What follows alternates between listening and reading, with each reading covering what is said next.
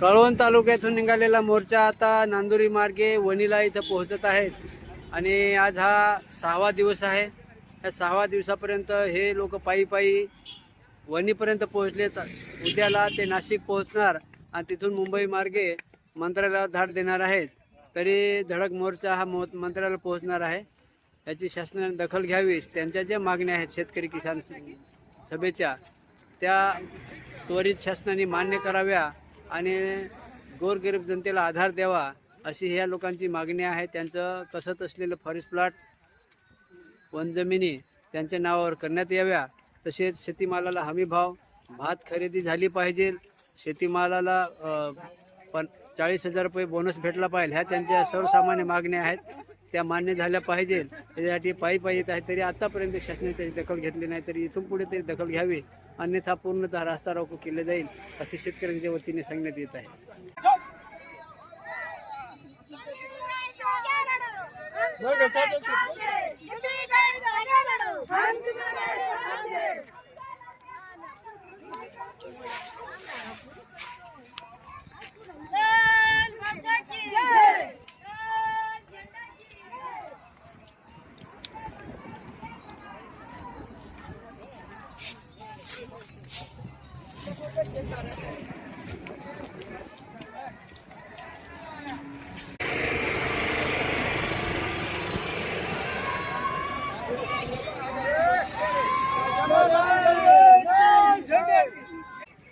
इन्कलाब जिंदाबाद।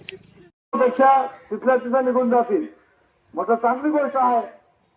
आणि म्हणून आम्ही आपल्या प्रत्येक तालुक्याचा 2-2, 1-1 माणसं आपले कार्यकर्ते, त्र्यंबकेश्वरचे 2 कार्यकर्ते, पेठचे 2 कार्यकर्ते, दिंडोरीचे 2 कार्यकर्ते, आपले सुरगाण्याचे आपले रसोड साहेब आणि आपला पुंडलिक चौधरी हे 2 कार्यकर्ते, चांदवडचे 2 कार्यकर्ते, सकाळचे 2 कार्यकर्ते, निफाडचे 2 कार्यकर्ते, असे एकूण जवळजवळ 20 कार्यकर्त्यांच्या समोर कलेक्टर साहेब, डीएसपी साहेब यांची चर्चा झाली।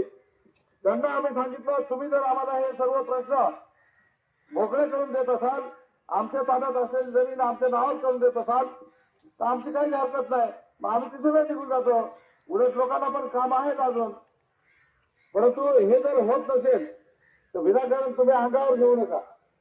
ते म्हणायचे हा प्रश्न महाराष्ट्र सरकारचा आहे।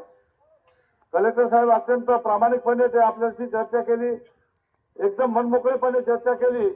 त्यांनी सांगितलं की हे आमच्या अधिकारात नाही आहे, हे सरकारकडेच गेलं पाहिजे।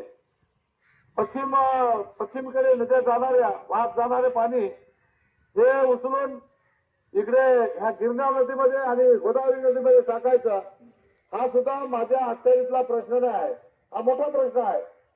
हा प्रश्न महाराष्ट्र सरकारच सोडवू शकतंय। त्यामुळे आपले 2 महत्वाचे प्रश्न हे महाराष्ट्र सरकारकडेच होतील। आणि त्यांनी सांगितलं मग तुमचा जो लढा आहे तो शांततेत होऊ द्या।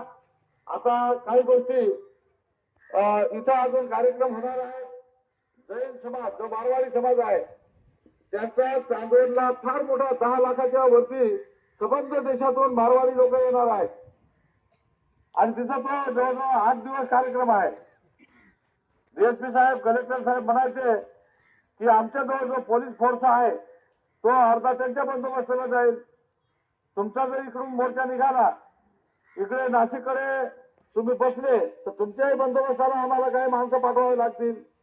त्यांना सांगितलं तुम्ही आता चिंताच करायची नाही, आमचा आता हा मोर्चा तुम्ही म्हणता का नाशिकला आमच्याकडे हे प्रश्न सुटणार नाही तर मग सरकारकडे जावं लागेल आणि सरकारकडे जायचं असेल तर मुंबईला जावं लागेल।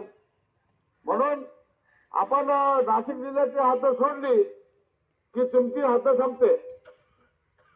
मग कलेक्टरची हद्द इगतपुरी पर्यंतच आहे, डीएसपीची हद्द इगतपुरी पर्यंतच आहे, त्याच्यापुढे ठाणे जिल्हा लागतं।